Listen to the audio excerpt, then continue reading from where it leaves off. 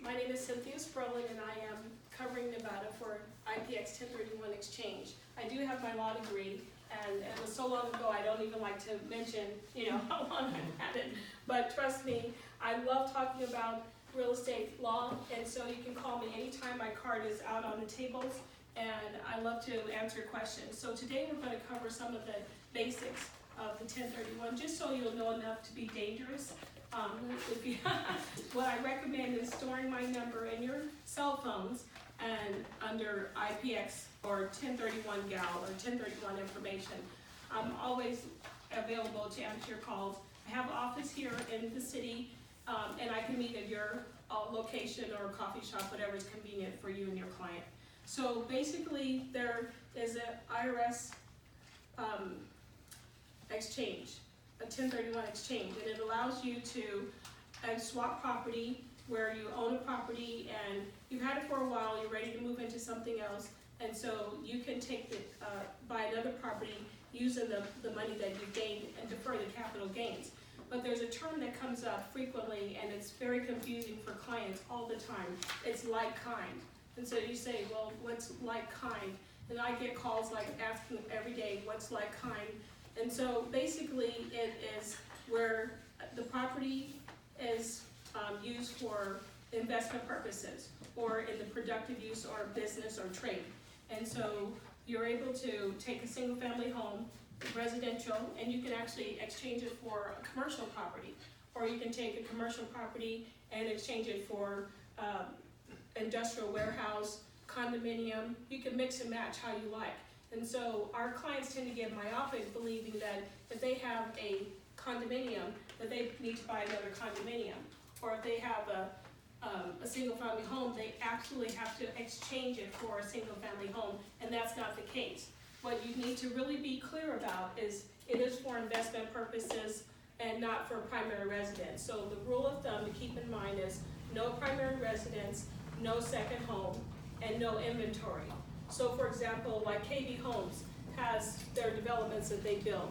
It would be perfect, a huge windfall if they were able to swap into a 1031 into other real estate, but they're not able to do that because it was built for the intention and held for the intention of selling. So it's considered like inventory, stacks of homes, stacks of houses in a community. So you're not able to exchange homes that were built for that purpose. Just like investors, when I was an investor in the early 2000s, I would find a home and buy it low, appreciate the home in a short period of time, and sell it hopefully within less than 90 days was a goal, right?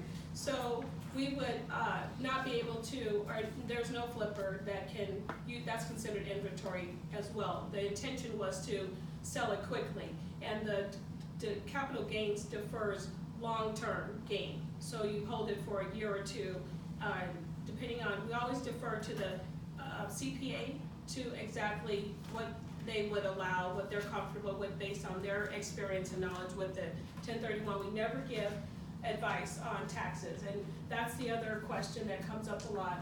What are the taxes on the 1031? So we can't give an exact number. You can't say, well, it's 20% or 30%. It can range because it's 15 or 20% of the income, right? So depending on what your income is, it can be taxed at the federal level at 15% or 20%. And then there's another layer of tax, 3.8% that's added, and that was when the Obamacare came in, they added that tax to help bring in funds from different areas, and the 1031 got hit with an additional layer of 3.8%. The other part that's confusing and why we can't give an exact number is because it's called the depreciation recapture tax. And that's where the depreciation that was taken during the ownership of the property, or it should have been taken, is recaptured at a rate of 25%. So that number, only the tax professional would be able to provide them with the accurate number. So that's the reason we just kind of give just an approximate. Then we always refer them to their accountant. We don't have state tax here, but other states across the country do. And example, the highest rate, where would you guess is the highest rate? Yes, right, yes, exactly. It's 13.3% tax in California. So recently I worked with a client. He had bought a home many years ago in California for $65,000. He didn't know anything about the 1031. And I visit a lot of offices here, real estate offices, and I go and I'm really surprised by the number of people, the agents that aren't familiar with 1031. And so if the agents aren't familiar with it, you can imagine the general public has no idea. So after he had moved out of the state of California for another job, he retired and he had been renting this property out. So it was leased, put on the market for $540,000. So you can imagine the gain that he had. And without knowing anything about the 1031, he was just planning to sell it and buy something here. Now that he had retired here, move his investment property from California to Las Vegas. But his agent had actually attended one of our 1031 classes, and so she informed him that this would be an opportunity for him to avoid a huge tax liability. So we sat down and talked about it, and he was able to take the property. So the net from that $540,000 sale was $505,000. And he did have you need to take all of the proceeds from the sale and move it into another property. So in his case, he thought that because he had a loan for $240,000, the balance of the cash would be what he would buy the property for here in Las Vegas.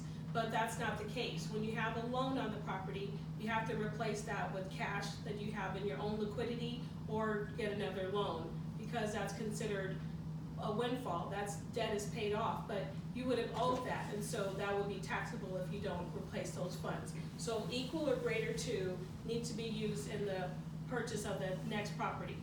And so another opportunity for you, being knowledgeable about the 1031 will get you a different type of client profile. So you have your regular homeowner. Now, how would you describe a typical first-time home buyer?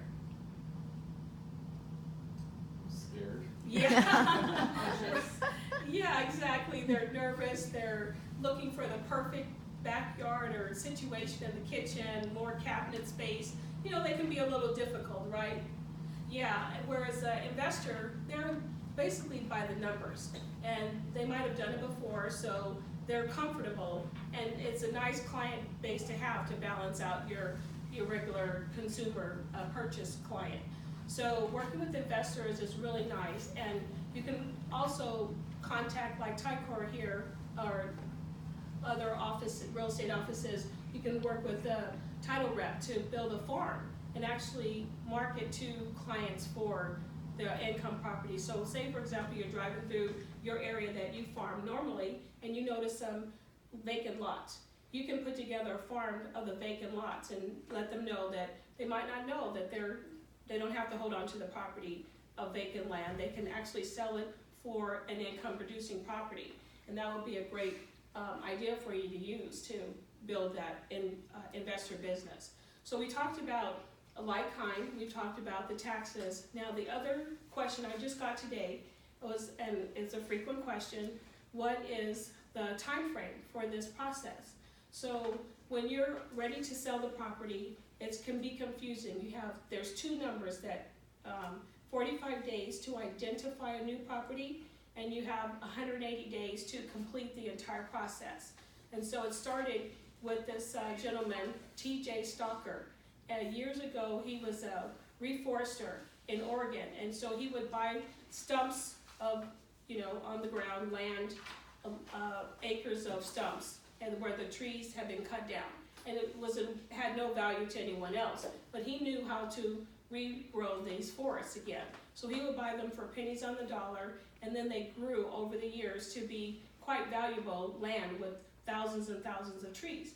So a company came in, they wanted to buy the property, the trees of course, at a large profit for him. So it would have been a huge tax gain. So they worked together with the professional attorney, and he figured out how they could do a trade, do an exchange.